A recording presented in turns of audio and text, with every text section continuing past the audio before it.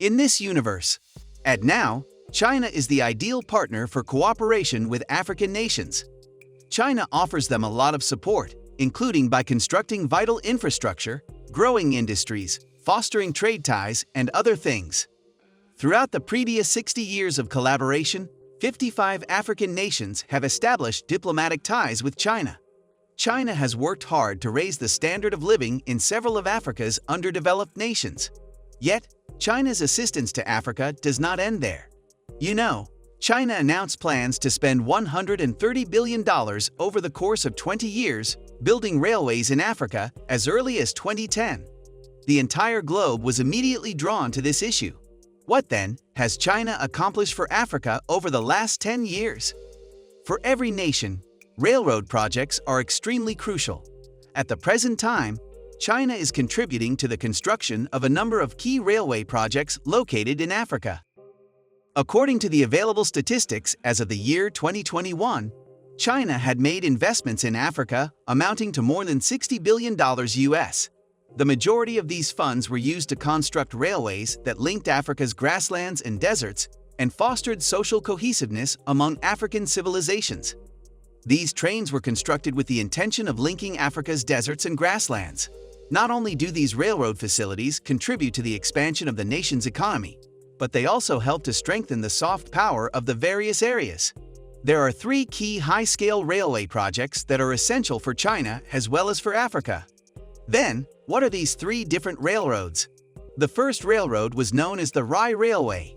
The Rai Railway is an important project that China constructed for Nigeria, and as a result of China's construction of the Rai Railway project, the accessibility of transportation options for local Nigerians has been significantly increased.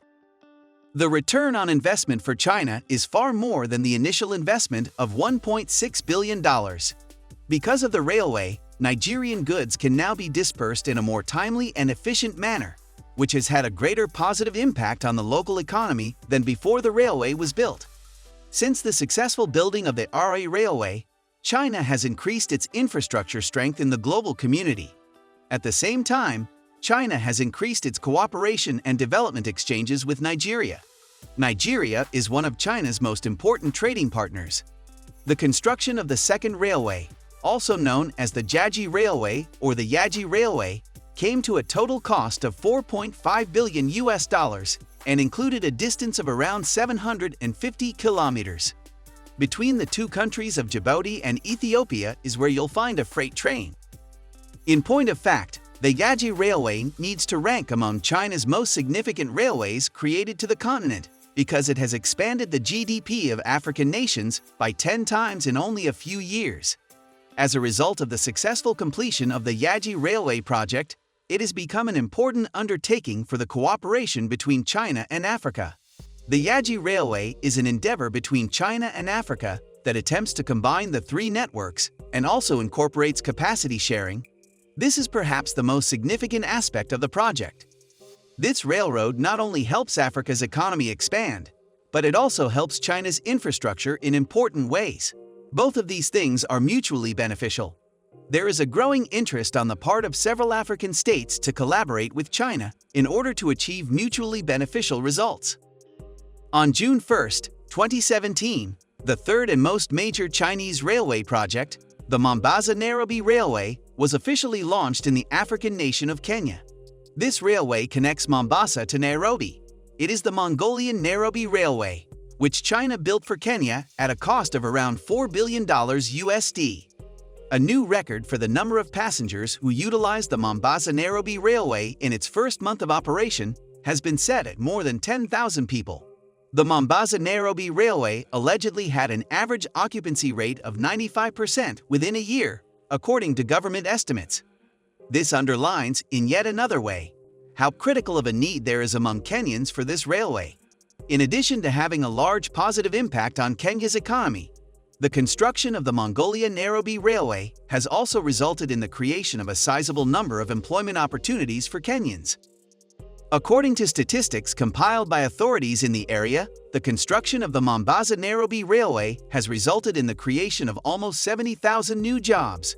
By utilizing the Mombasa-Nairobi Railway, Kenya has greatly reduced the cost pressure caused by the logistics industry. Once China completed construction of the Mombasa-Nairobi Railway, Kenya's industrial growth also progressed rapidly, and the nation's GDP increased by 1.5% in contrast to the years before to China's completion of the project. The Mombasa-Nairobi Railway that was built with assistance from China was much cherished by the inhabitants of both cities. Their forms of transportation, the degree to which they have urbanized, and the rate at which their economy has grown have all changed. China's assistance in the construction of these three railways is not even close to being the only one it has provided to African countries that have been successful.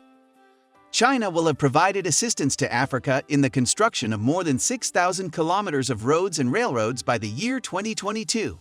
There are more than 80 sizable power plants and more than 20 large ports included in that number. Yet, if everything went according to plan, China will spend $130 billion building African railroads by the year 2030. In the future, China will continue to provide assistance to a number of African countries in the building of their railway infrastructure. But a number of Western nations have been increasingly irritated because they do not let China to play a significant role in Africa, despite the fact that the relationship between China and Africa is rapidly strengthening. The question now is, what countries are these? What plans do they have in place for the continent of Africa? Watching the strengthening of links between China and Africa, the United States of America, France, and Germany are some of the countries in Europe that have consistently been subjected to tense situations. France is especially enthusiastic in working together with African countries. In point of fact, France has for a very long time desired to broaden its business contacts with Africa and to increase its investments there. In addition to France's desire to enter the train sector, the country is also interested in collaborating with other African nations to improve the continent's infrastructure. In addition, France made an effort in the past to standardize the languages spoken in African countries in the hopes that one day all Africans will be able to communicate in French. Even while the strategy laid forth by the French government to collaborate with African states is ambitious, it is plainly impossible for African nations to be oblivious of it. After establishing such close links with China, it is unavoidable that France will be unable to acquire any other investment opportunities. The fact that the recent pandemic of acute pneumonia is still hurting France, in addition to the fact that there is a big energy crisis and inflation internationally, is of course the most important aspect. Because France is unable to make substantial investments in African states over a lengthy period of time as China can, France is unable to capitalize on this precious potential and so misses out on its benefits. In the future, France plans to increase corporate collaboration and exchanges in Africa. In addition, France plans to increase the amount of vocational training and assistance it provides with associated technologies. This is in response to the cooperative connection that exists between China and Africa. Also, the two regions should be able to benefit from one another. The French government has begun taking baby steps toward entering the African market and expanding its economic activities on the continent. Although France has exerted a higher amount of effort, this cannot be compared to China's invasion of a number of different African states. Why, therefore, does Africa see China as a more desirable partner than France? To begin, China has never shown any other interest in Africa and has always handled the continent with the appropriate level of seriousness. From the vantage point of China, if both parties do not maintain an honest regard for one another, we will not be able to actually achieve solutions that are advantageous to both parties and result in a win-win situation for everyone involved. In a good number of European countries, this is not feasible. As a result, Africa has a higher level of confidence in China. Second, the world is becoming more aware of China's expertise in the construction of physical infrastructure. China has provided assistance to African governments in order to facilitate the speediest and most cost-effective construction of key projects.